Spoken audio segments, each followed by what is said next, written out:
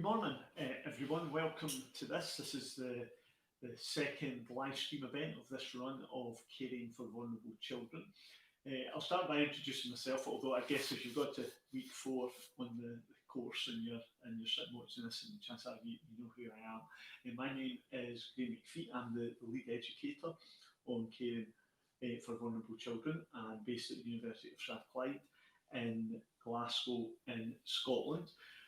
Although I'm not there just now. If you watched this 2 weeks ago, you'll probably be aware that kind of doing this from home, like many of us still are because of the current circumstances.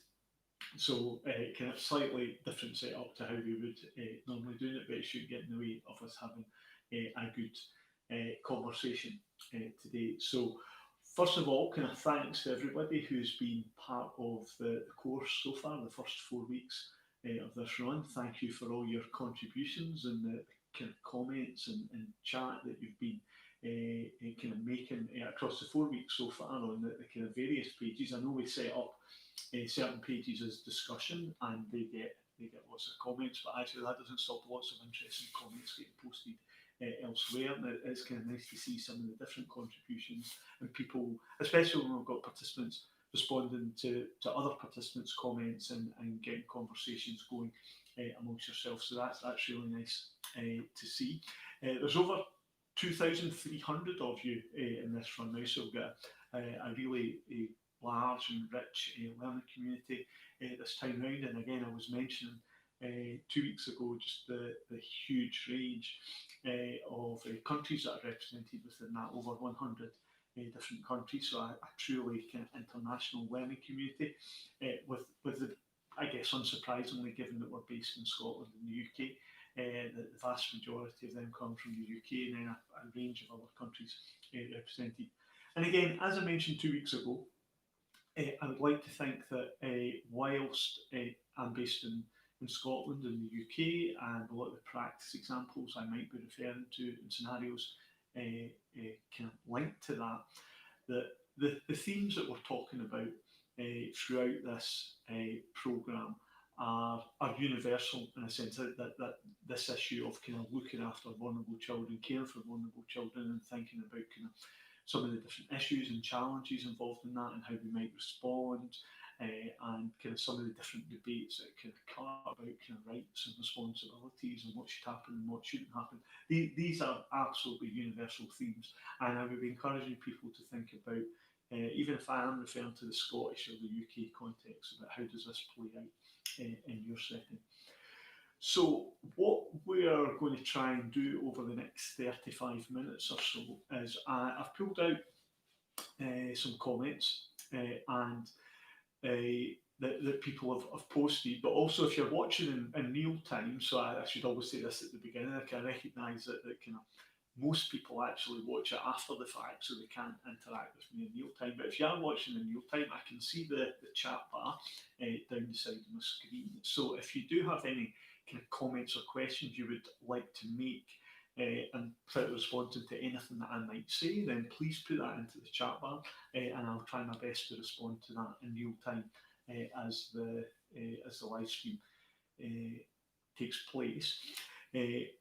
But I'm going to start with some of the comments that have been posted. So I've pulled out some, and I'm going to use these as a kind of starting point for the discussion. So kind of first up, and on the page for the live stream event, we'd ask people if you've got any questions in advance that you'd like me to think about, and I've got a couple of questions that have been posted there.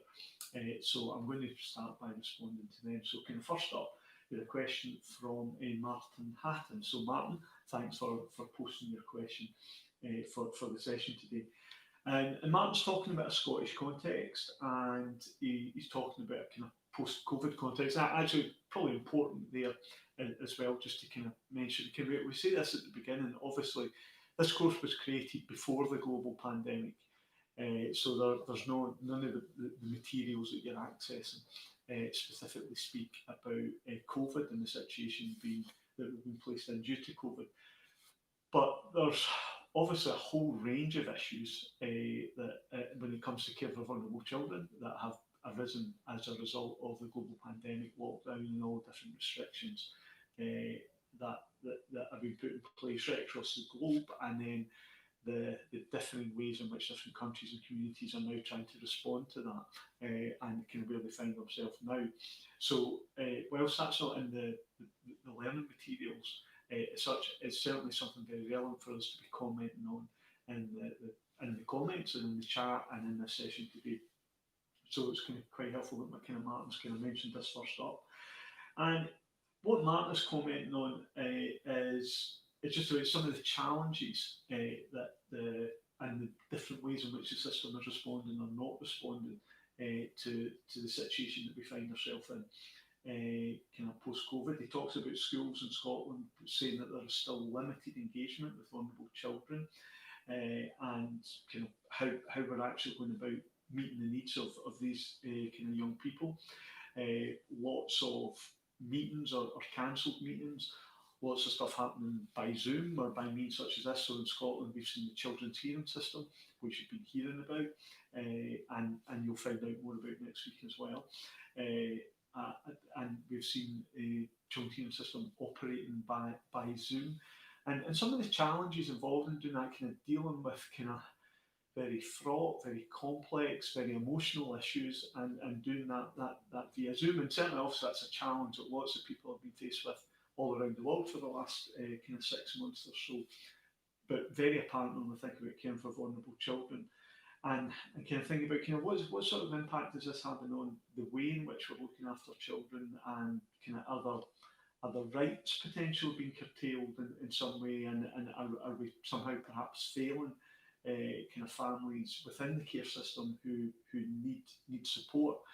And I get Martin. I guess my sense, I'm aware in the kind of first instance, I'm kind of not in direct practice now, kind of based in the university, but a kind of former practitioner, and involved in teaching in courses which are very much aimed at practitioners. So a programme such as this, a lot of the learners on it are practitioners, and I specifically kind of teach on 2 master's programmes at the university, the MSc in Child and Youth Care Studies and the MSc in Advanced Residential Childcare. And both of those programmes, actually to be on those programmes, you need to be a practitioner. They're aimed at practitioners. So whilst I'm not in practice myself, kind of constantly working with and working alongside people who are in practice, and being based in a school of social work and social policy where we have a lot of connections to practice. So for instance, our social work students being requiring to be on placement, and so that causes us to have a lot of connections with social work agencies kind of right across kind of central Scotland, in a sense. And so you used the phrase there about are we actually kind of failing to meet that needs.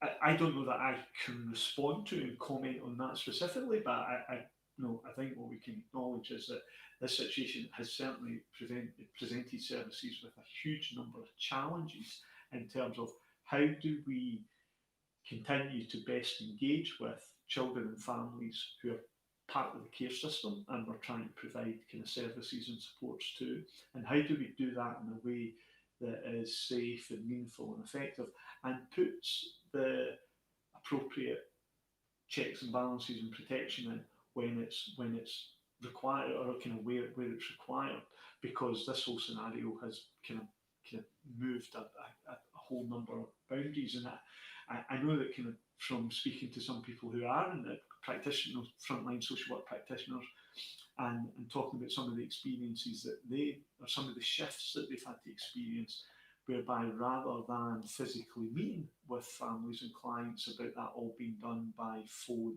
and Zoom, and about how in some instances for some clients that's been a lifeline, that the ability of professionals or carers or volunteers to constantly stay in contact and offer some degree of ongoing support and normalcy. But equally, it's hugely different, and can we provide the same level of kind of care and support, and in instances where we have kind of care and protection issues and statutory responsibilities towards children and young people, then that's an even more kind of challenging scenario. So I think our system has a lot to, to get its head around in a sense in terms of kind of where we're going to kind of move with this, about the about how we kind of manage this longer term, because this is a constantly changing and constantly evolving scenario for us. Even pre-COVID, the way in which we cared for vulnerable children, and children in the care system, was continually under debate and review, and trying to get that balance right between being interventionist enough when we needed to be, but not overly intervening for for good reasons, that we shouldn't be overly intervening, and this has kind of shifted those boundaries. So, and who knows what winter, no, in a UK context, who knows what winter's going to involve. I mean, all the indications are that infection rates are going back up. Will we experience some sort of lockdown again? Will some of the issues that played out, kind of particularly between kind of March and early July, will we find ourselves back in that sort of situation with far more restrictions placed again? And actually, this might be kind of, for some people, kind of worse the second time round, in terms of kind of some of the issues about kind of isolation, and some of the challenges of kind of being in lockdown. I mean, there's a lot of evidence to suggest that kind of mental health issues for a number of people have increased during this period of time. Kind of certainly seen reports about domestic abuse, and sometimes kind of violence. There was figures even just a couple of days ago in the UK context about the amount of kind of young people, especially kind of teenagers and adolescents, that might have experienced physical abuse during lockdown, and suggestions that numbers there were going up during this point in time. And a lot of that might be due to kind of some of the real kind of tensions and anxieties that existed, and about people being in lockdown, about being lots of people feeling kind of physically confined in kind of smaller spaces, less outlets, etc., and all the challenges that might have provided. So the system, as we try to kind of respond to this, and then we've got the whole bit about kind of schools. I mean, we could spend the next half hour talking about what we should be doing with schools, and I can actually, I see a couple of comments coming in here from Doreen Slater. So Doreen, thanks for posting your comments. So given I mentioned schools and you've mentioned schools, I'm going to kind of read these out here. And this probably really puts me on the spot, because I know what's on the paper that I printed out, but when somebody puts a comment in, I really am responding to it in real time. One of the children, will they have to wear a mask in school? And if you used to wear them, will they get into trouble? Will school put in place for this? If one of the children is scared to go back to school because of COVID, will the parents be fined if they don't send their children to school? I mean, again, these are huge questions, Doreen, and also there's a whole political debate in the UK, certainly, just now, about the return to school and how that should be managed. Also, Scotland is when I say it's ahead of England, I mean in terms of the calendar. So the Scottish schools have went back. English schools are due to go back kind of fairly soon. I guess we'll see some interesting things in terms of debates about who, if anybody, should be wearing masks in school. And Scotland changed its policy in relation to that, not in class, but in communal areas, passageways, etc. And then the UK government kind of changed their guidance on the back of that. And Doreen, your second point, I think, is really relevant for us in terms of thinking about caring for vulnerable children. And you asked a question about if families or children are scared to go back to school, and no, there would be good reason to be scared, then how will that be viewed by the authorities, and will there be a kind of punishment, kind of fine, kind of element sort of this? And I think this is particularly relevant when we think about caring for vulnerable children, because a lot of the evidence of lockdown so far in terms of who has been disproportionately affected by lockdown in many ways, and often it's minority groups and those with most vulnerabilities in the first instance. And a lot of the children, say a lot of children families who would typically be coming into part of the care system, coming into contact with the care system, then a lot of those kind of vulnerabilities, and certainly kind of poverty, low income, would often be kind of part of that these would often be overrepresented in this population. And if a response is to compound some of that disadvantage by thinking about fines or other such responses, then from my own view, that wouldn't be an appropriate or helpful response at all. So I think we've got a challenge in terms of a society and a system about how do we encourage, how do we set this up in a way that we encourage people to, to view this as a positive step.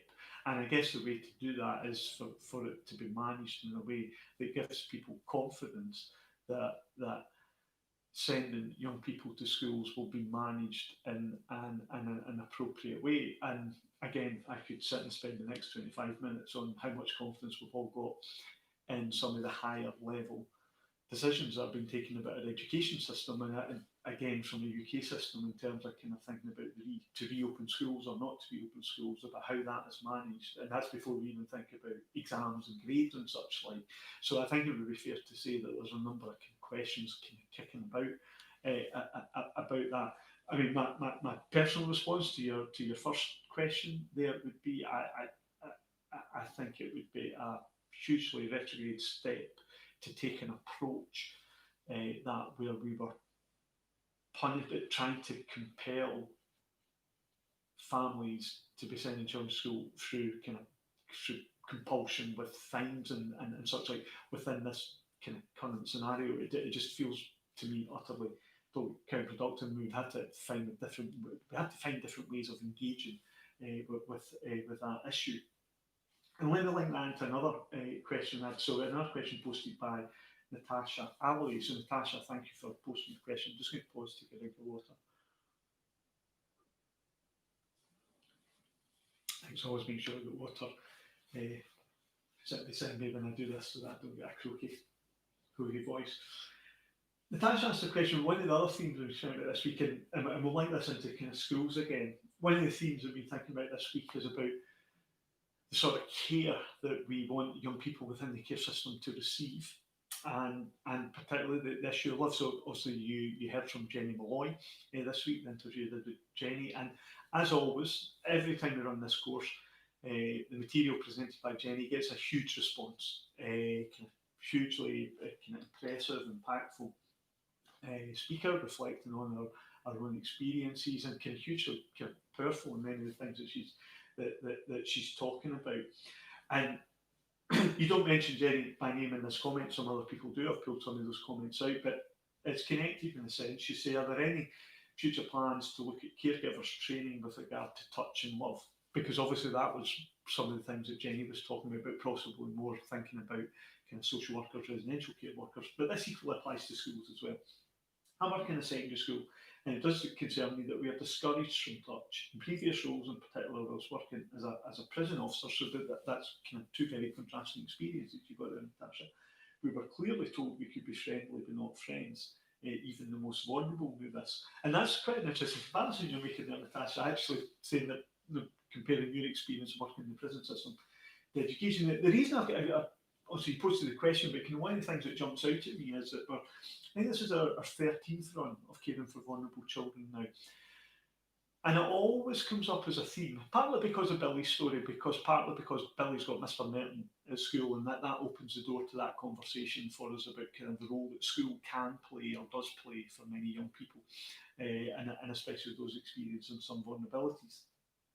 And we often get comments like this about the kind of people within school sometimes talking explicitly about kind of I feel really uncomfortable with this. Sometimes it kind of I want to feel that I can be more comforting and caring towards the young people, and that's actually what they're looking for. But actually, the instruction and that we're being given in terms of our employers and schools is that we should be a bit more distant, and we certainly should be having that sort of kind of contact with them. And physical contact, something that often we say that is a complete no. And that's, when we think of that in the context of what Jenny was talking about, when we think about that in the context of the comments that Martin was making about where COVID has left us and some of the challenges that we find with kind of taking children back to school and saying, we're going back into these settings, but there's got to be social distance, and there's got to be kind of, and school's got to be happening in a different sort of way, and how young people will experience that, especially young people who are, if we think about the context of Billy's story and some of the kind of challenges and dilemmas that he's facing, and about if feeling that that kind of staff somehow are having to kind of keep their distance in some way. And pardon me, I think many of us would argue for and kind of say we need to kind of try and challenge this thinking in some way about that. Yeah,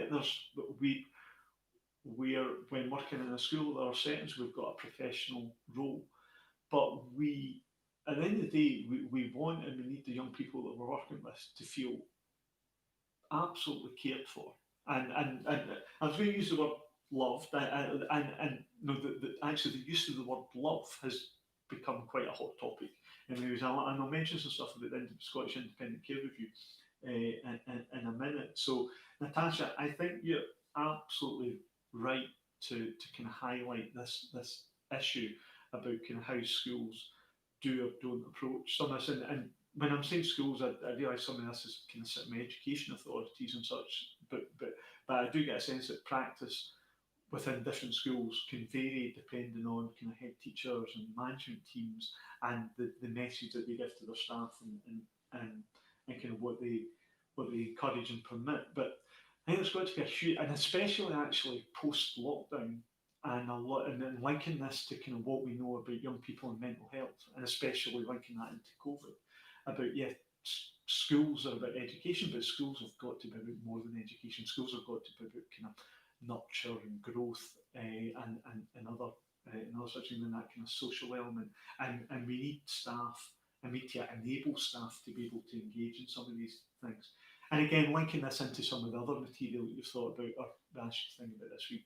So the input from Ian Milligan about risk and risk averseness and such. So this connects into this in a way. And I've pulled out a comment from Margaret McAlpine. So Margaret, kind of thanks for your comment. And one of the things that you talk about is you make a comment about kind of sometimes how we get companies or agencies and so no we could be talking about schools, we cannot about kind of residential units, we could talk about kind of social work organisations, a whole community organisations, a kind of whole range of different things.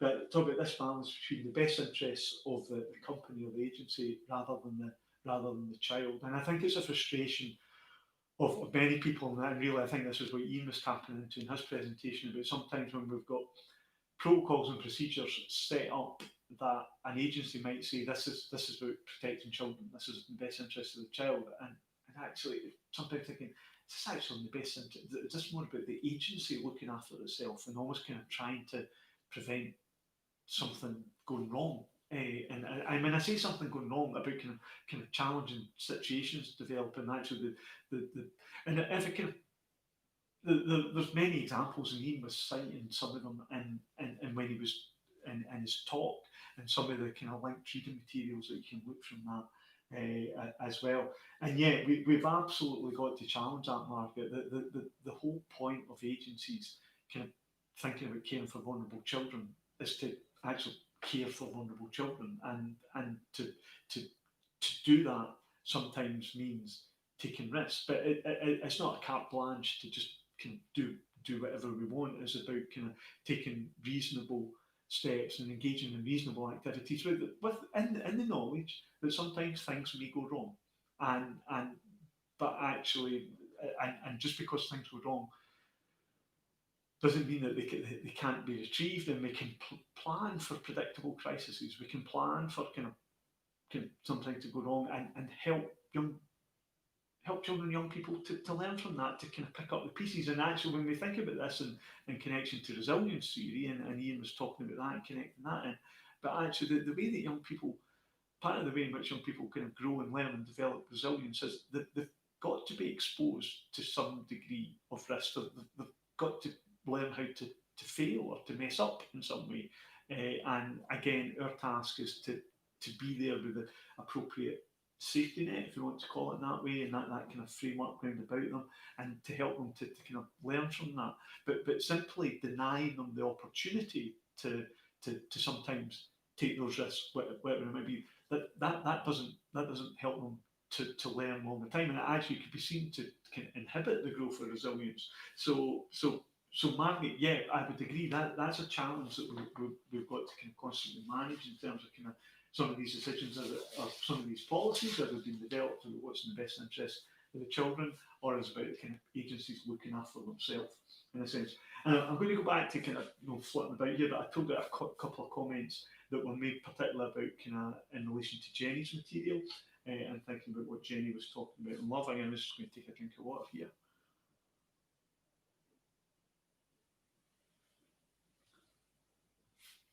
So we had a comment from Kirsty Thomas. So Kirsty, thank you for your comment. I'm going to read out a little bit of what she said.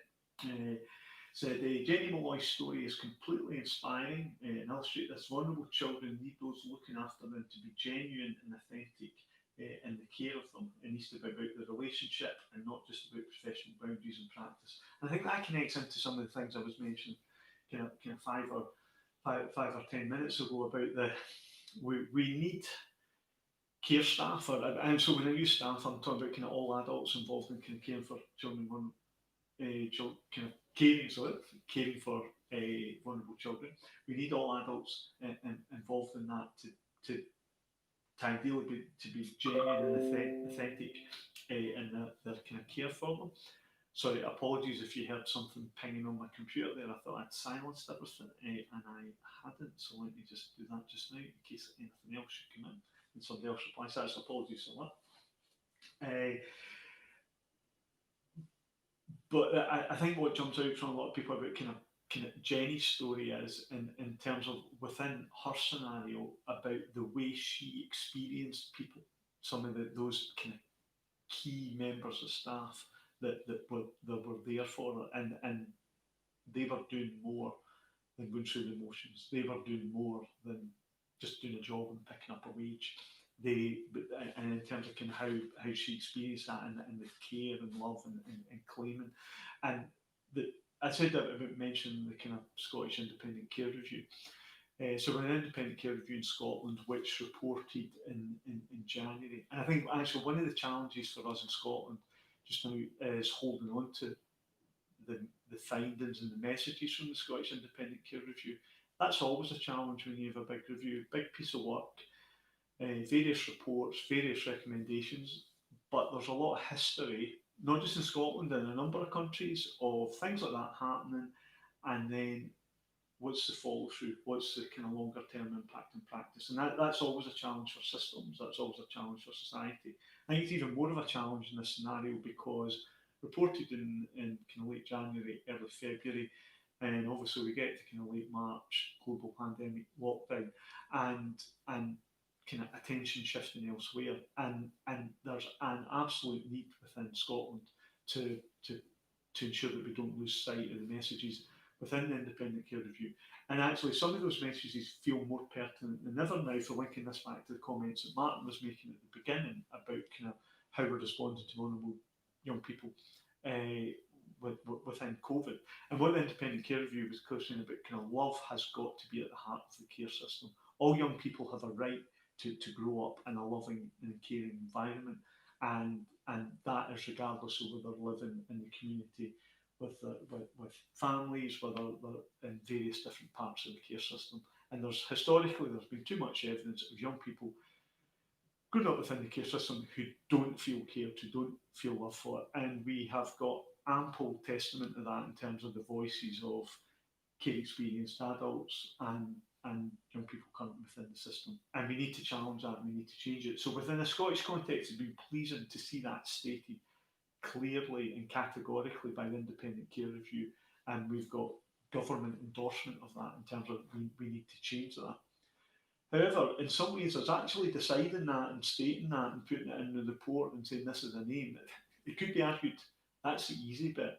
Actually doing it and achieving change is the real kind of challenge for us. And linking that back to your comment, Margaret, about kind of how do we get organisations to make in a way, behave in a way actually where the needs of the young people are the number one priority. They're not doing things claiming that this is in the best interest of the child, but actually we interrogate it and think, what's this really about here? And so that absolute need to put care and love at the forefront of the kind of care system. So I can slightly pause there. I saw somebody was going to come in the door behind me. I don't know what the weather's like where you are. It's blowing, it's an absolute gale outside just now, and there's just so many drafts going about the house. I think it's just pushed the door open there slightly. So apologies if I jumped. I thought somebody hadn't followed my instructions. I kind of told the family to be quiet for 40 minutes and not open the door so that we were undisturbed. Another comment just in relation to kind of Jenny and Love from N. Cronin. You didn't give your first name, but N. Cronin, so thanks for your comments. He said, I loved hearing from Jenny regarding her journey to where she is now, the importance of care and love that she received from the people who protected and cared for her. And actually, one of the things I liked was you sometimes don't hear a lot of positive comments regarding social workers and the roles they have to take on at times. However, there's definitely always another side to the story. And yeah, as somebody who worked in residential childcare as a practitioner, and now at the university involved in educating child youth care workers, residential childcare workers, social workers, yeah, it's something that we speak about kind of quite a lot, that often when social workers or such professionals kind of make the media or make the news, it tends to be for more negative reasons. That's and often kind of some of the good work that these carers and professionals are engaging in, and well, actually the good work, the absolutely fabulous work, it sometimes doesn't always get the wider prominence. So yeah, I would agree, and it's one of the reasons why we've got this material in this programme. It's one of those reasons why I would say go and seek out some of Jenny's other stuff and some of the work that she does, because she tells a different story in that regard. Now, we've got about 10 minutes or so. I want to make sure we talk about Billy's story. We did that 2 weeks ago, so obviously now we're 4 weeks into Billy's story. So the story's developed a bit, and without giving away too many spoilers, in terms of kind of what happens next week, you'll do some more learning about the children's hearing system if you don't already know about that. So we've seen Billy's story develop, and kind of we asked you the question this week about kind of where do you see things at with Billy just now, and kind of are you more or less concerned, kind of what some of the issues coming up, and some common themes coming out in your comments. So I've kind of pulled out three. So I'll start with Sarah Jones. Sarah, thanks for your comment. You said that it feels good that Billy is getting support, and so we've identified now that Billy's both getting some support at school and within the community. But it's significant that here you say, but where is the support that his mother needs? And I think there's a kind of, again, there's a kind of common theme to what I was speaking about 2 weeks ago about the story that we're presented to, so Billy, a fictional story, but very much based in reality of many children and young people's experiences. And kind of trying to say the best way to support Billy would be to support his mum. And what the story has told you so far, and I appreciate you're only kind of very small snapshots. It's kind of 4 minutes every week, but what you're getting a sense of there, Billy's got a couple of different sources of support, but where is mum within this? And actually, if we don't support mum, then kind of what impact does that have on Billy? So I think that's a very important point that you raised, Sarah. Likewise, Amanda Winchcombe. So Amanda, thank you for your comment. He says here that Billy's getting support from Stephen. That's his advocacy worker in the community, and also his teacher, Mr. Merton. You do say that within the story we mentioned that the community organisation, they've got some challenges in terms of funding, and again, part of the reason we include that in the story that's happening just now, certainly in a UK context, really for the last 10 years or so, the whole austerity agenda, and whilst officially our government tells us that the austerity agenda has ended, in terms of the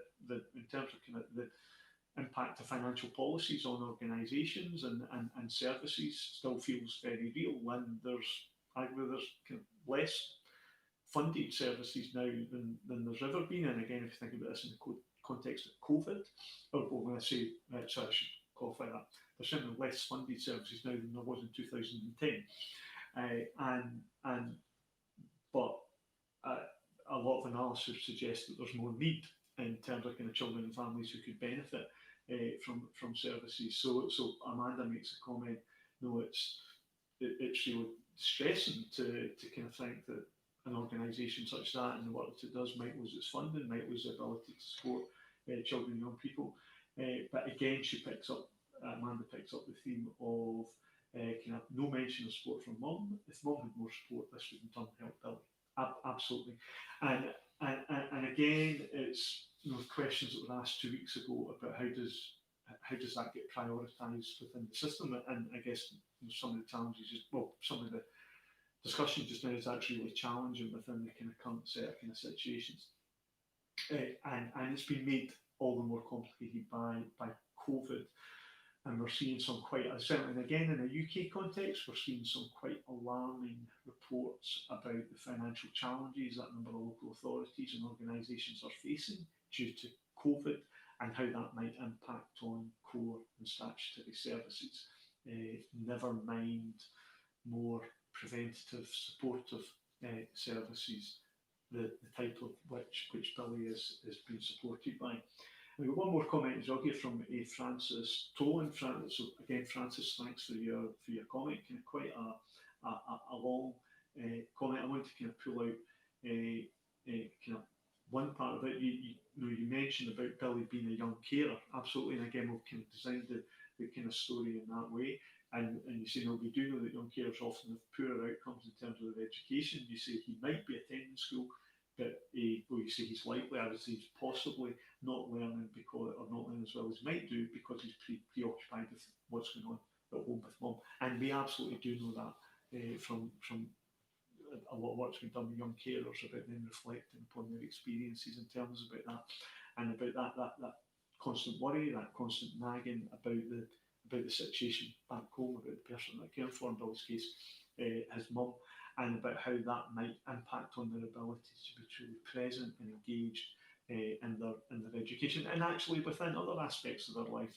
And a number of people kind of talk about, a number of people in the comments might talk about kind of Billy's lack of social interaction with other kind of children and young people his own age.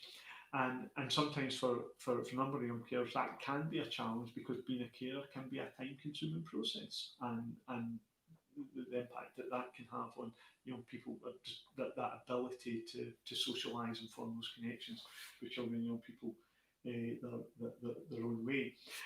And Francis goes on to talk about how one of the ways in which Billy might be supported is if he was helped to support or it was helped to understand his mum's situation, because challenges it might be, understanding it more might help him to in terms of kind of removing some of that kind of fear of the unknown, although it is still a kind of challenging kind of situation. But it probably brings us back to that issue of how do we get support to the family, and what are the priorities of a system when resources are being squeezed, when resources are tightened. And one of the themes that I mentioned 2 weeks ago that I think is sadly relevant is about it's often when crises occur that families or certain people kind of move up the priority list in a sense, and that's a really sad and actually quite alarming state for us, if actually sometimes the system is set up in a way that it takes a crisis to occur, and all the kind of heartache and suffering that can be involved in that crisis before a case becomes more of a priority in terms of kind of bringing resource or support to it in a way. So, and when we've nearly got to the end of time, I've pulled out I've kind of mentioned all the comments that I had pulled out beforehand. So kind of thanks to the people that have been posting comments. That I also want to finish as well that I'm aware that a lot of what we're talking about here is not an exact science. There's a range of different views, and I think about the comments we had 2 weeks ago, some of the comments that were posted about the rights of, or what should be the rights and requirements of parents in terms of kind of almost being allowed to have children, and should you be asked to evidence your understanding of child development and childcare and such like. And so that's what one example of their kind of whole range of different views. Spoke about, mentioned earlier about how involved or not does that fine line between being interventionist or non-interventionist, and about the rights of families, parents carers to bring up their children in their own way, and kind of where's the boundary for the state or services getting involved, and these are all these are all issues which are kind of ripe for discussion. What I want to do is kind of contribute to that discussion here and kind of keep the discussion going, and I'd like you to keep doing that in the comments bar. So please kind of keep doing that. Going to wrap up now. Just give you a sense. We've got 2 weeks to go, so we will finish up with another live stream event in 2 weeks' time. There'll be some other things happening in Billy's story, and I guess we'll ask again. We'll have a poll where we'll kind of ask for your thoughts on some of that. I'd also like to just kind of briefly mention. I'll say more about this in 2 weeks. I mentioned about 2 master's programs, master's degrees that I teach on. One of them is the MSc in Child and Youth Care Studies by distance learning. So that's at a master's level program. So I appreciate that might not at this stage be directly relevant for everybody that's engaging with this, but it's completely online. It's managed in this sort of way, and there's no attendance requirement in Glasgow, in Scotland, and actually kind of online learning is something that probably lots of people are becoming more familiar with now in response to the last kind of 5 or 6 months. But this is a program that's been in existence since 2014, so kind of an established track record. So if doing further study, and it would be at master's level, but kind of child and youth care studies, if you think that might be something that's relevant for yourself, then what I suggest is you go on the Strathclyde website, just Google my name, and you'll kind of follow through from there, and you can find more details about the programme, and that might be something that's worth looking at. But so I'm going to finish up just now. So kind of thank you for all your contributions over the first 4 weeks of the programme. I look forward to seeing more of the comments over the next 2 weeks, and hopefully be able to connect with people for the last live stream event in 2 weeks' time. But until then, enjoy engaging with the course and look after yourself and stay safe. Okay, thank you.